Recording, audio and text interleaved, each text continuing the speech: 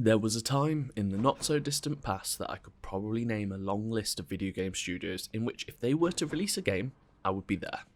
I'm sure that this is not a unique position. We all have our favourites after all. But as time goes on, I seem to get the more frequent occurrence that a studio releases a game that I do not like, or I revisit one of their old games and it doesn't click like it used to. I think either my tastes have changed or I'm just becoming a little bit jaded.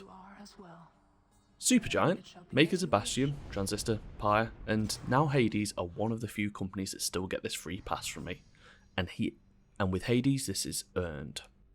I think one of the key factors behind Supergiant's success is their ability to shift genres. Don't get me wrong, there are connections in style that bring together all their games, from excellent writing to their brilliant music and art that makes each world they have created unique but interconnected. But beyond their incredibly strong aesthetics, it's the genre where they really change things up. I mean, you have a top-down action game, wizard basketball, and whatever Transistor is, and I do not say that derogatorily. It happens to be one of my favourites of all time. This ability to take relatively simplistic ideas and add numerous interesting complicated factors means that whatever comes out tends to be great, if not at least interesting. So this is where Hades comes in. You know I love to be a bit reductive, so if I was going to be, I would say it's a polished Bastion, but as a roguelike. You play as Zagreus, the child of Hades, you know, that big god of the Greek underworld. You've made a recent discovery, leading you to want out. Unfortunately for you, the underworld is notoriously hard to get away from, and your dad is opposed to you leaving. This means you have to fight your way out through multiple floors, each littered with enemies, and a boss at the end. Pretty standard roguelike fare. As an immortal, you'll be returned to your disappointed dad every time you die, as you try to complete your Sisyphean task of escaping in your teenage angst. Maybe you might actually meet Sisyphus on your journey. I mentioned Bastion as being a touchstone for the combat, and I do think it's the best comparison amongst Supergiant games. You have a selection of weapons that you can choose from. In this case, you choose from it at the beginning of your run, and then from a similar isometric type view, you have this quick, frantic combat style that focuses on dodging through busy screens whilst trying to maneuver around the backs of enemies for bonus damage. Little exclamation marks point out when there is an incoming attack, and there's likely to be plenty of those at one time, with aerial and physical attacks coming your way. It always pays to be moving, dodging, diving. The actual weapons range from a sword with a couple of combos to a bow with a charge shot that you must time for extra damage, all amongst this hectic combat. It really feels great dodging between enemies to line up a shot, dodging again to stun lock another enemy and just zipping around trying to win. After you complete each one of these encounters, there is a reward, either a selection of currencies that leads you to progressing your character in a meta sense, or something useful for you on this particular run.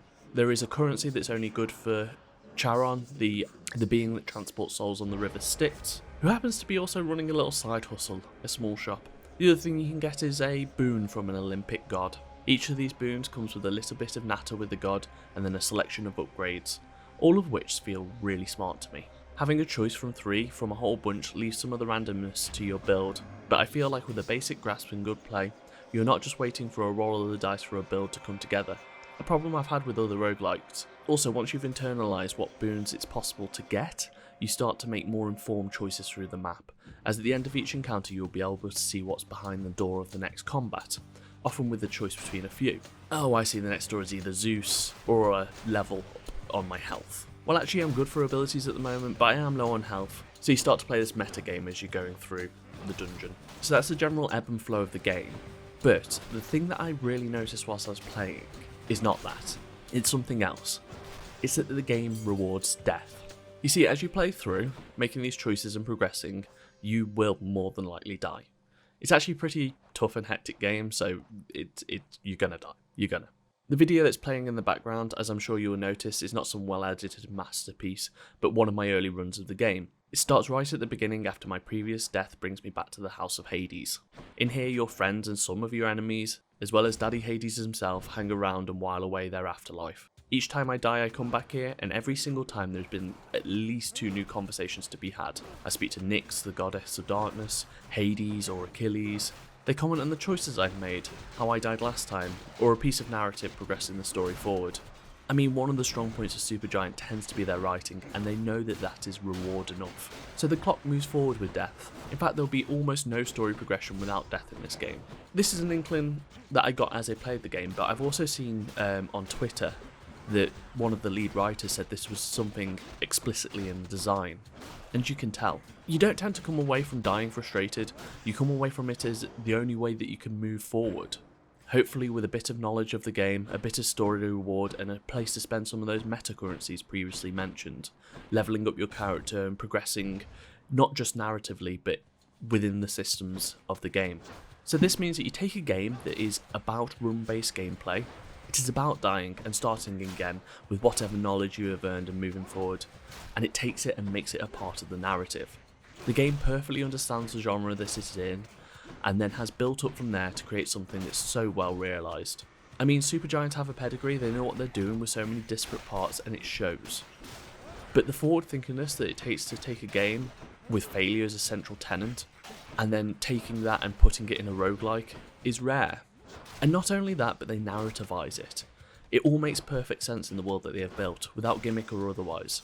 Even the reason that you can do further runs after you win, after you beat the game, or beat a run at least, fits in with this narrative structure perfectly. It's so well done. I think some of the most interesting things that can happen within games is when people take a very explicit goal, such as not having a game over screen, not having something that we take as so normalised within gaming, and then choose to design and choose to work around that and try and do interesting things with that. And that's something that this game does in heaps. Not only that, but it is just incredibly fun to play. So, definitely comes recommended. I've got it on the Switch, perfect place to play this game, lying down and just, I'm getting to the stage where I'm rewarding myself through the day, just be like, oh, I've done a bit of writing, or I've done a bit of this, I've tidied my flat. I guess I can go and do a run on Hades now. That will be all for today. My name's been Billy. If you've been playing Hades, let me know what you think in the comments. Drop a like on the video to support the channel. Subscribe if you want more of this sort of thing, and goodbye.